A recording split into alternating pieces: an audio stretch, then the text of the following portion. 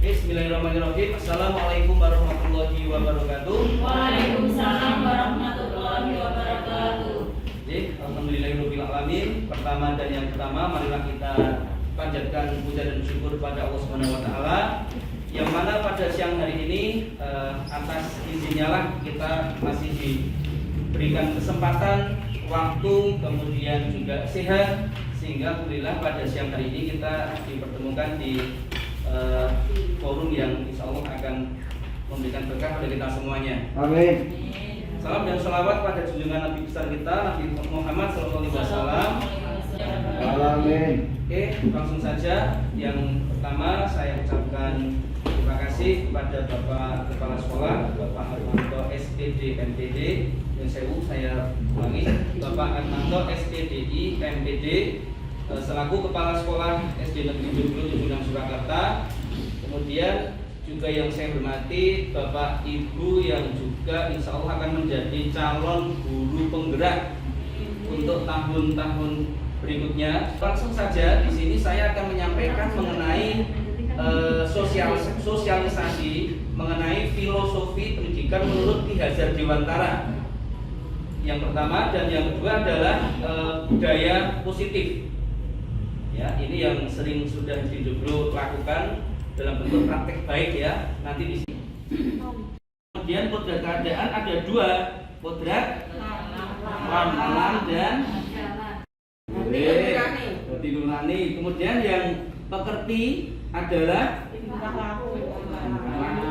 Tindakan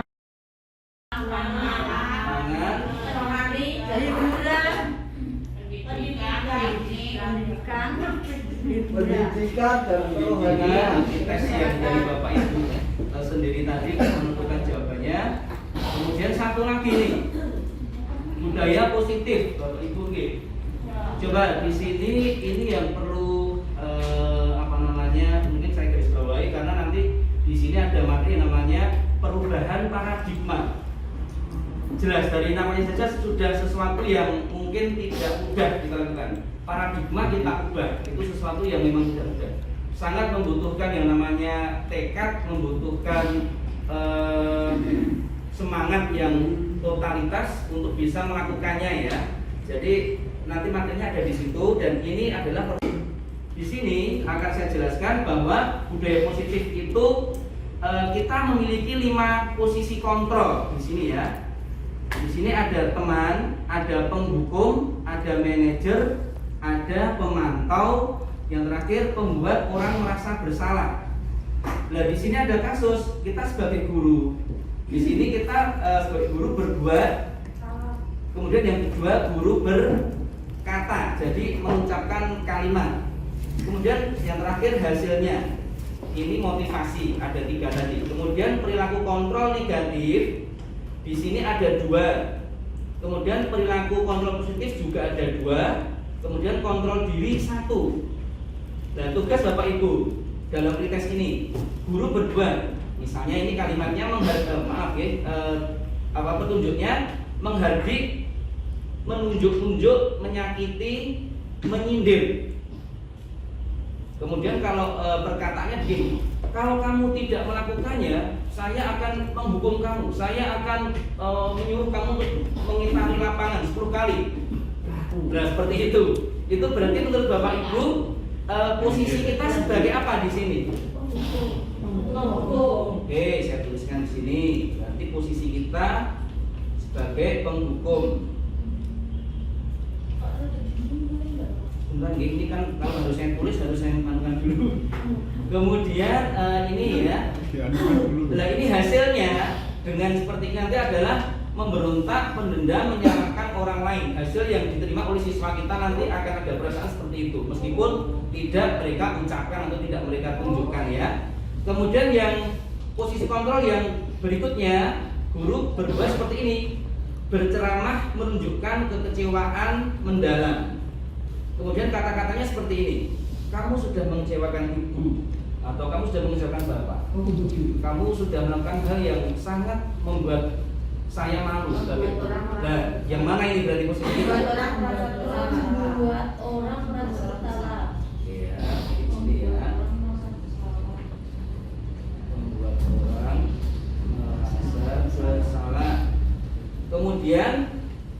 ada guru berbuat membuatkan alasan-alasan untuk murid-muridnya. Kalimatnya begini, lakukanlah untuk bapak atau ibu. Ya sudah, nanti bapak ibu guru bantu kalau kamu tidak bisa. Nah itu berarti posisi guru sebagai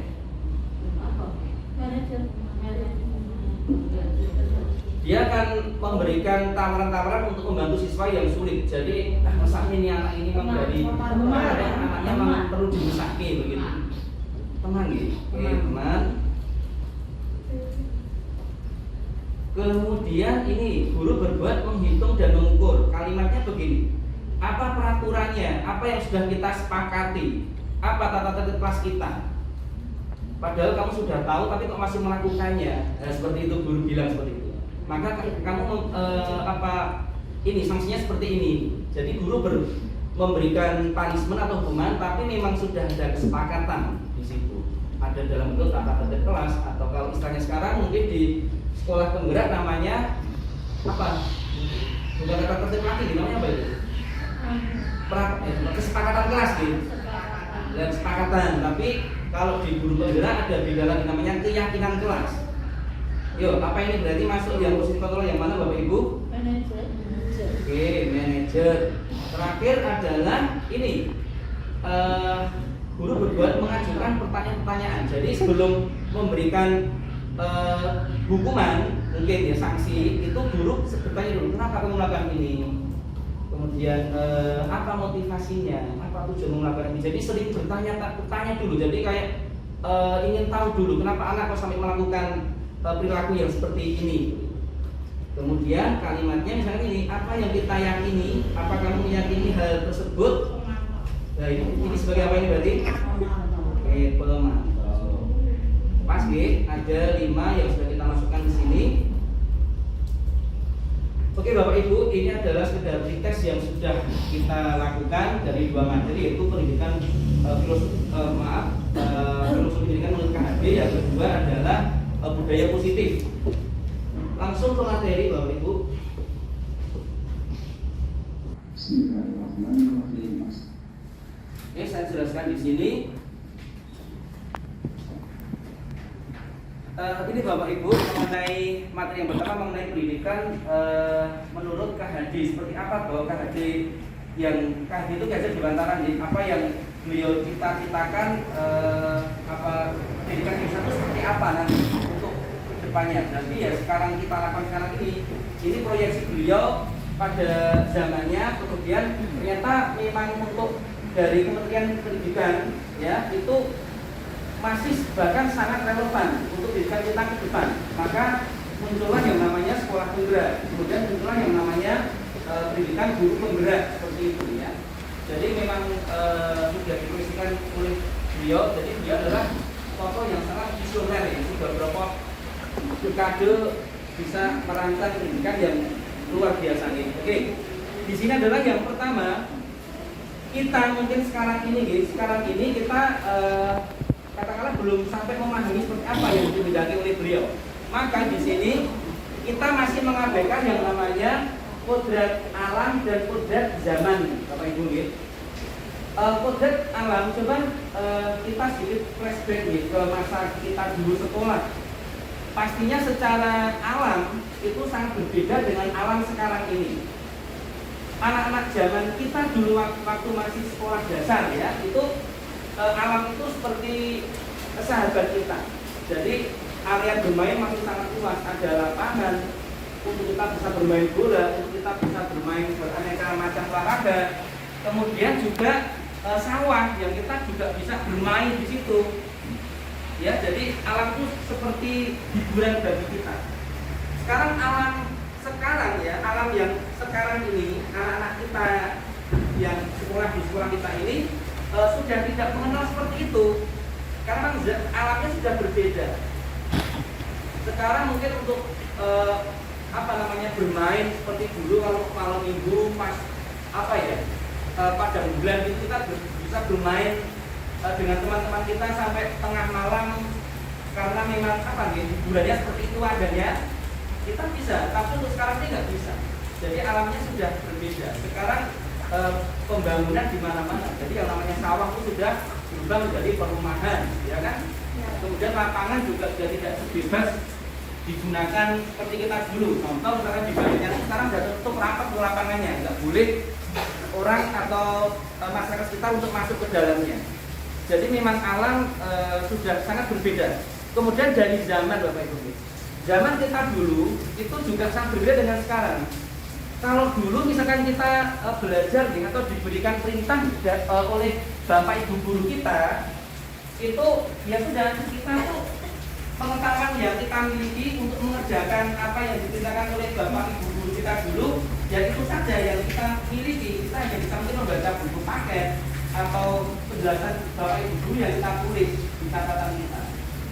Sangat berbeda dengan zaman sekarang ini. Anak-anak kita mungkin kita hanya perlu memberikan sedikit pemantik saja ya, kan ada tugas clipping tentang apa begitu, dia nanti sudah akan survei, akan browsing, akan googling, bahkan mungkin hasilnya nanti akan membuat kita kaget, kok ternyata anak-anak bisa mendengar setinggi ini, sebagus ini.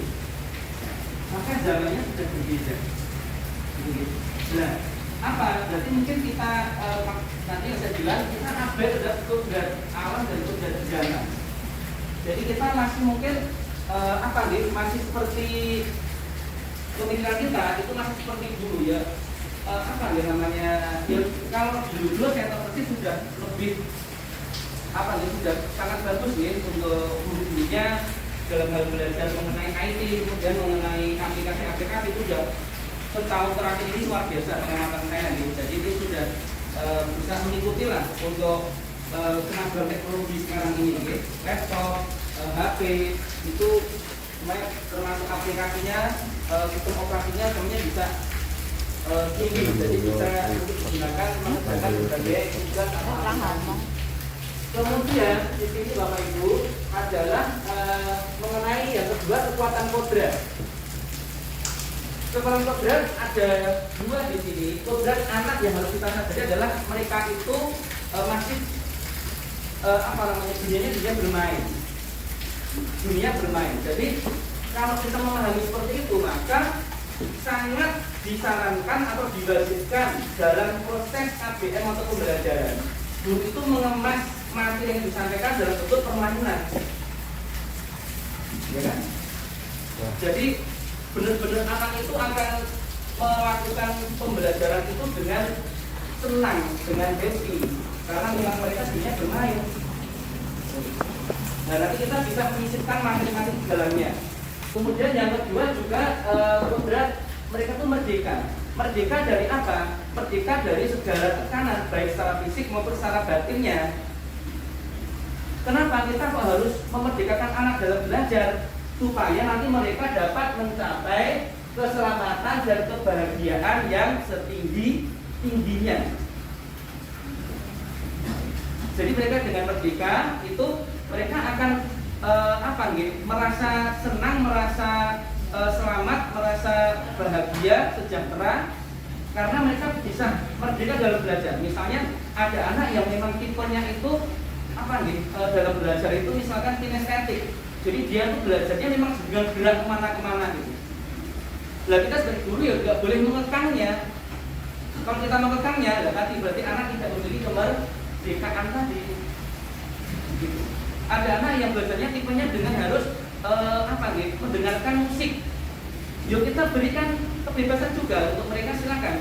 Misalkan pas memang materi untuk membaca atau literasi dengan harus mereka nyetel musik, ya silakan, nggak apa-apa. Jadi benar-benar merdeka, tidak ada harus seragam, harus sama. Ya gitu ya. Dan banyak lagi contohnya yang lain. Memang seperti itu yang dikehendaki dari pendidikan yang diinginkan oleh pendiri Bapak pendidikan kita di Tiasa Dewan Tara. Kemudian di sini kalau kita sudah melakukan hal yang tadi mengenai anak itu memang kodratnya masih bermain, kemudian mereka juga merdeka, maka kita sudah disebut sebagai pendidikan yang berpihak kepada siswa. Atau dalam istilahnya menyembah tadi, atau berhamba pada siswa. Itu hakikatnya bukan kita menyembah, tidak. Tapi apa tadi? Berpihak. Jadi segala apa yang kita lakukan dalam pembelajaran itu orientasinya kita harus berpihak kepada murid. Tidak ada keberpihakan untuk hal yang lain. Fokus kita murid, keselamatan murid, kesenangan murid, kebahagiaan murid itu yang harus kita utamakan. Begitu Bapak Ibu. Kita hanya sebagai guru itu sebagai pamong saja, sebagai fasilitator. Kalau dalam filosofi KHD itu kita dari petani, kemudian sekolah ini sebagai tanah yang harus kita buat subur, tanah yang harus kita cukupkan airnya, sehingga benih nanti akan tumbuh dengan baik. Kalau anak nanti akan tumbuh sebagai benih padi, ya kita rawat layaknya padi. Seperti apa?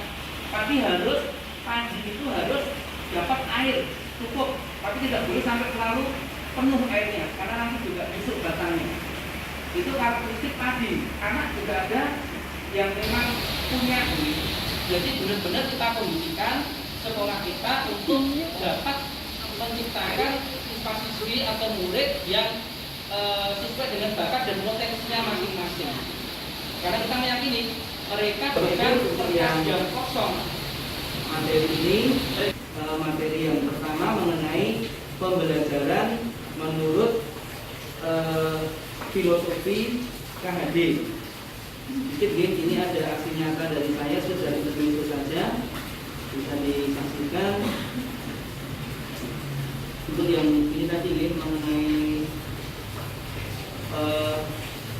pendidikan menurut filosofi Ki Hajar Dewantara.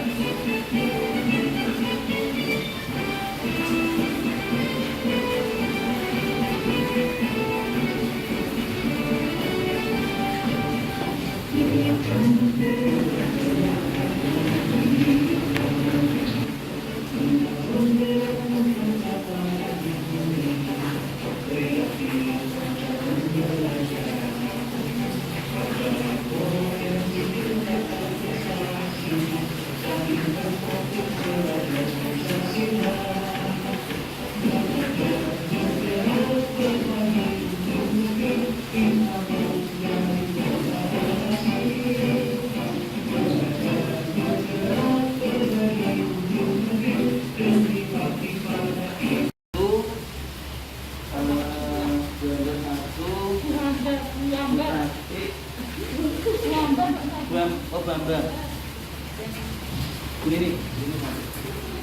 Oke, enggak ini untuk meningkat waktu, jadi tidak usah pakai SBK gini, saya sebagai SBK yang seperti ini. Silakan yang saya berikan kesempatan tadi menuliskan boleh cita-cita yang belum tersampaikan atau keinginan atau mungkin sesuatu yang rahasia, boleh bebas satu hal saja di kertas tadi. Kemudian setelah ditulis, silakan langsung kertas itu penjenengan kemas dengan kuat, kemudian digenggam sekuat mungkin. Monggo dilakukan langsung, Mbak. Oke, itu sampai dulu nih. 1, 7, 8, 9. Kan di kemudian berikutnya saya minta Bapak Ibu yang ada di ruangan ini buka apa yang tadi sudah dituliskan. Monggo yang berhasil siapa yang Pigno. Dia silakan. Siapa yang silakan ditunjuk. Mungkin yang bisa berdiri itu gampang mempengaruhi gitu.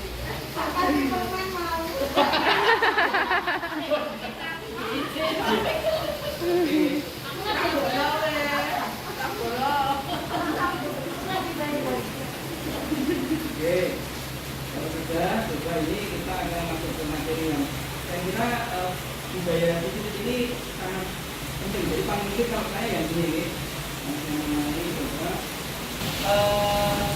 kontrol itu sendiri.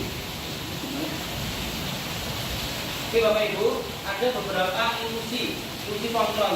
Yang pertama adalah ilusi guru mengontrol murid. pada dasarnya kita tidak dapat memaksa murid untuk berbuat sesuatu jika murid tersebut memilih untuk tidak melakukannya. Untuk kontrol, mau memengaruhi temannya untuk melakukan suatu hal atau pemaksaan bahkan segala usaha untuk memengaruhi murid agar mengulangi suatu perilaku tertentu adalah suatu usaha untuk mengontrol murid tersebut. Dalam jangka waktu tertentu, kemungkinan murid tersebut akan menyadarinya dan mencoba untuk menolak didikan kita. Atau bisa jadi murid tersebut menjadi tergantung pada pendapat sang guru untuk berusaha. Kita mengontrol murid, itu hanya emosi, bukan sesuatu yang nyata. Jadi kita, mari Bapak Ibu, menurut saya kita pada berpikir juga kita mengontrol murid kita itu apakah hanya sebatas ilusi saja? Jadi apakah murid itu akan melakukan apa yang kita inginkan dengan senang hati atau dengan perasaan yang legowo, atau karena memang kita kurang dewasa memaksa orang yang masih kecil sehingga masuk apa yang kita inginkan? Ini ada stimulus respon lawan teori kontrol, Bapak Ibu, yang sebelah kiri itu yang harus kita hindari, tetapi itu malah kita lakukan sekarang sebenarnya. Itu hal negatif tapi kita lakukan sekarang. Kemudian yang sebelah kanan adalah nilai-nilai yang positif yang harus kita akan menuju ke arah sana. Dari yang kiri, realitas atau kebutuhan kita sama. Kita begitu mengerti, harus seragam semuanya, harus seperti yang kita inginkan. Oke. Kemudian pada realitas kebutuhan kita berbeda. Tadi ada murid yang memang bakatnya ada murid punya A, B, C, D, E tidak sama dalam kelas kita. Jadi memang mereka punya kebutuhan yang berbeda. Betul nggak Bapak Ibu? Jadi memang kebutuhan mereka berbeda. Yang bully temennya. Kemudian di situ apa tuh namanya membuli tadi, ternyata kita kalau jelas kita berpikirnya spontanitas itu hal yang salah. Itu harus kita berikan sanksi. Karena murid yang lain yang dibully tadi dia sampai nangis, sampai sakit hati dan sebagainya. Tapi di sini karena kita sudah maaf guys, sebagai sekolah penggerak dan ada beberapa guru penggerak juga di sini, komite penggerak itu ternyata itu tidak dibolehkan. Kita harus melihat bahwa apa yang dilakukan murid tadi, yang salah tadi itu punya tujuan. Contoh, misalkan dia hal yang sebenarnya itu hanya Anda yang bisa mengontrol diri Anda. Artinya saya mau dikontrol guru saya tadi hanya karena memang saya terpaksa saja, bukan saya dengan senang hati melakukan, tidak. Jadi di sini adalah yang bisa mengontrol diri kita, yang bisa mengontrol kita tuh ya diri kita sendiri sebenarnya. Pada hakikatnya seperti orang bisa memberikan pengaruh, bujukan, rayuan, segala macam yang dilakukan, tapi apa itu namanya, kalau memang kita itu tidak mau dikontrol ya nggak akan bisa. Orang lain sekeras apapun ingin mengontrol kita nggak akan bisa terpengaruh apa yang dilakukan oleh orang lain tadi. Dan tadi yang dipraktekkan itu yang paradigma yang beberapa yang harus memang kita mulai benahi. Kemudian pemaksaan ada pada saat bujukan gagal. Kemudian yang sini kolaborasi dan konsensus menciptakan pilihan-pilihan baru. Nah di sini adalah tadi saya bilang tadi win-win solution tadi. Jadi ada hal yang memang tadi bukan ada hal yang nakal.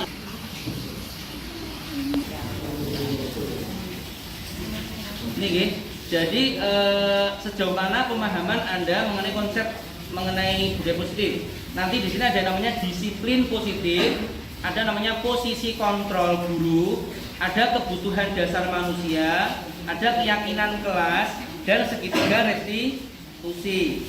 Oke, silahkan diperhatikan di sini. Dari yang pertama tadi adalah disiplin positif.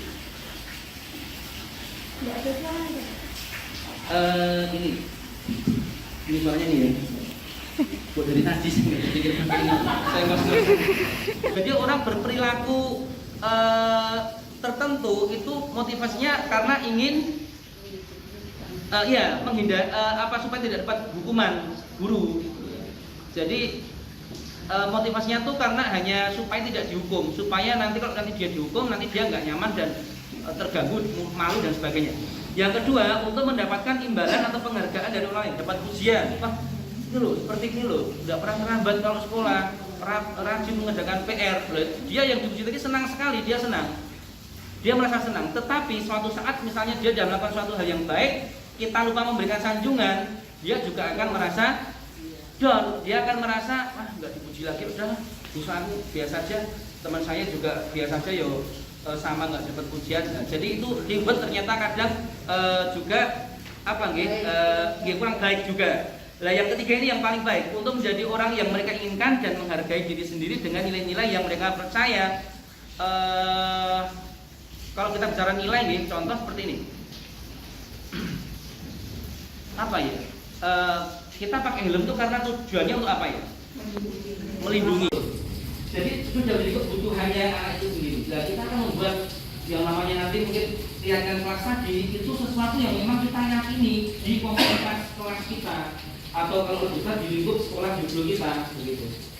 Jadi kita bersama meyakini apa yang itu menjadi nilai yang kita sebenarnya kita yakini gitu ya.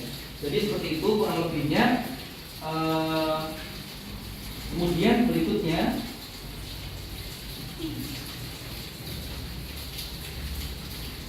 ini posisi kontrol tadi yang saya bilang ya, yang sudah tadi kita pakai untuk di tes tadi Bapak Ibu. Ada 5 posisi kontrol. Yang pertama, penghukum. Nah, saya sendiri pun dulu sering melakukan ya. Jadi kalau memang ada anak yang melakukan hal yang salah, hukum langsung, dan usah banyak pertimbangan. Jadi memang kita punya posisi itu, jadi kita bisa melakukan memang. Begitu. Yang kedua adalah membuat orang merasa bersalah. Di sini kata-katanya halus tapi nyelkit. Nah, gitu gampangannya. Halus ini nyelkit. Nah, seperti itu ini membuat orang merasa bersalah. Jadi orang jadi tidak nyaman sebenarnya. Itu sudah hukuman bagi menyakiti murid, namun akan tetap berupaya mengontrol murid melalui persuasi. Tadi misalkan mendekati murid, kemudian memposisikan diri sebagai teman, misalkan membantunya, mana yang bisa saya bantu.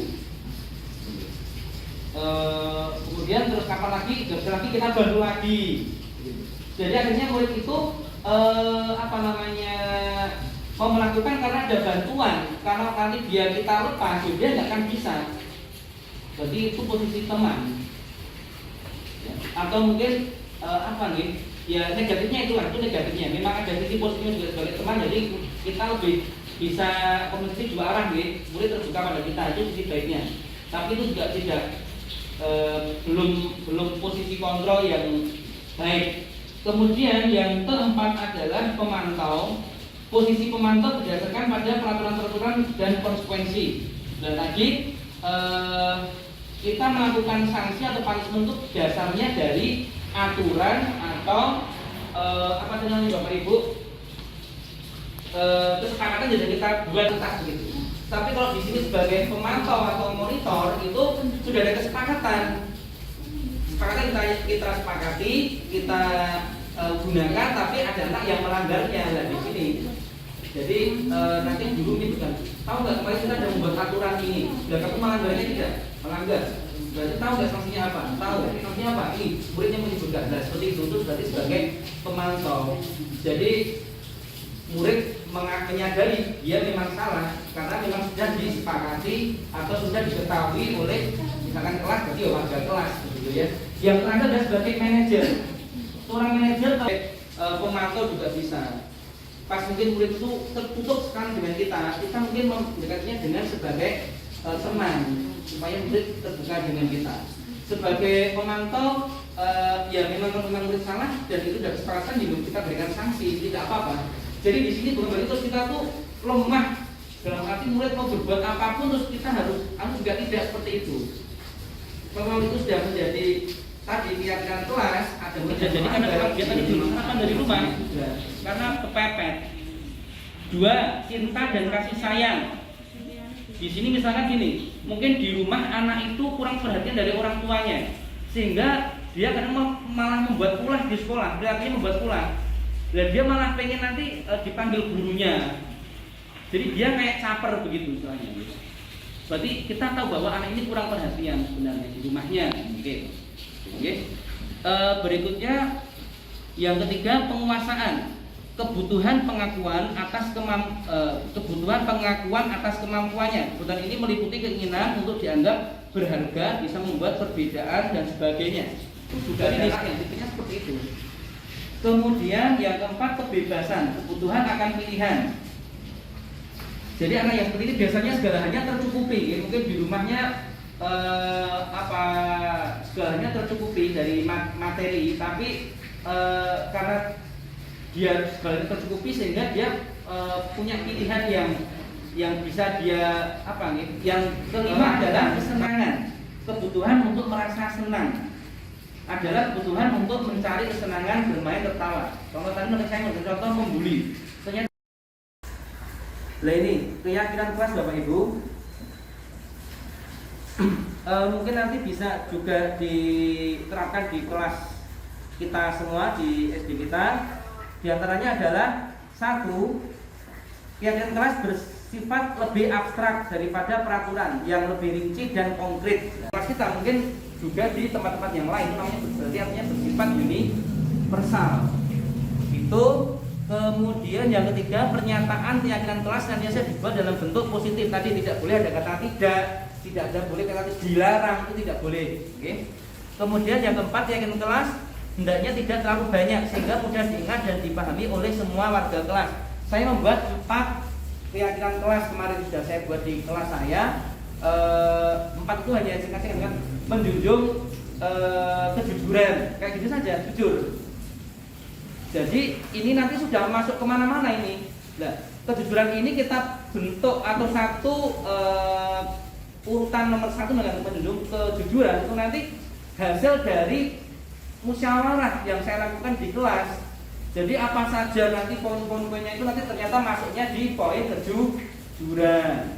Kemudian yang kedua nanti keamanan, nanti yuk mereka punya usul ini gitu, dan nanti masuknya ke poin keamanan. Adil juga ada. Jadi ada 4 kelas yang ada di kelas saya. Nanti ada videonya tadi tak putar tadi. Itu saya melakukan restitusi terhadap murid kelas tadi. Kemudian yang kelima, keyakinan kelas sebaiknya sesuatu yang dapat diterapkan di lingkungan tersebut.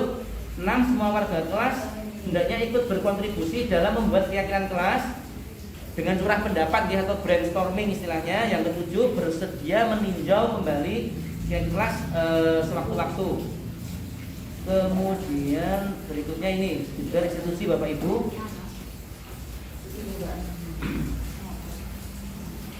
Oke, sudah restitusi. Coba cepat saja saya bacakan. 1, menstabilkan identitas atau bahasa Inggrisnya stabilis the identity. Kemudian yang kedua, validasi tindakan yang salah. Yang ketiga, menanyakan keyakinan. Tuh. Kemudian nanti langsung bentuk video saja ya. Oke, ini saya checklist Bapak Ibu biar saya tidak bingung.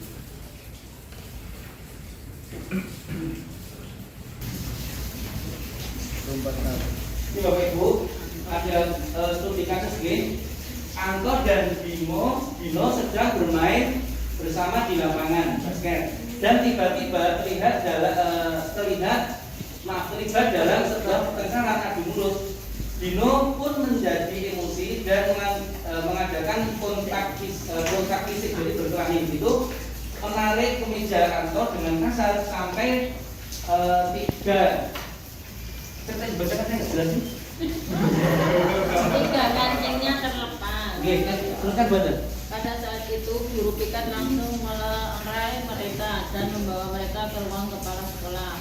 Ibu kepala sekolah, Ibu Titi, menanyakan Dino tentang keyakinan sekolah yang telah disepakati, yaitu tentang sikap saling menghormati. Ibu Siti melanjutkan bertanya kepada Dino bersedia memperbaiki kesalahan contoh kasus dan Anto. Berikutnya Dino pun mengangguk. ya, ini ada ini saya dari sini. Kemudian Kemudian Ibu Suti balik bertanya kepada Anto, apa kebutuhan Anto dalam peristiwa ini? Anto menjawab, saya perlu kancing saya diperbaiki Pak. Tadi si Anto tuh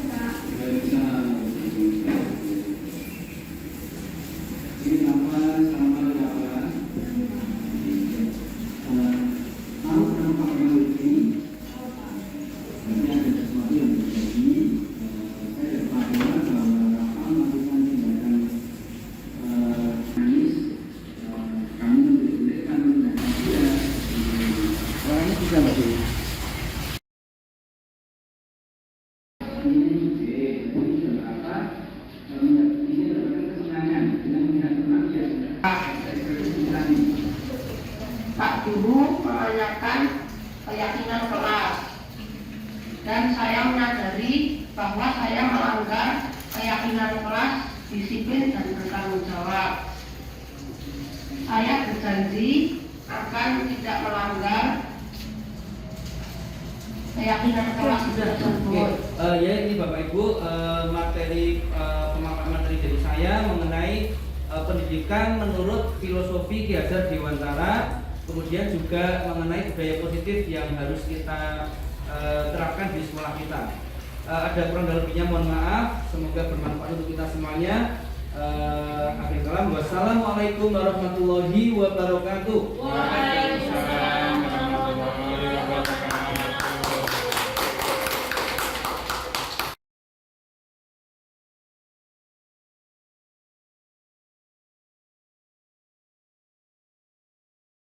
1, 2, 3.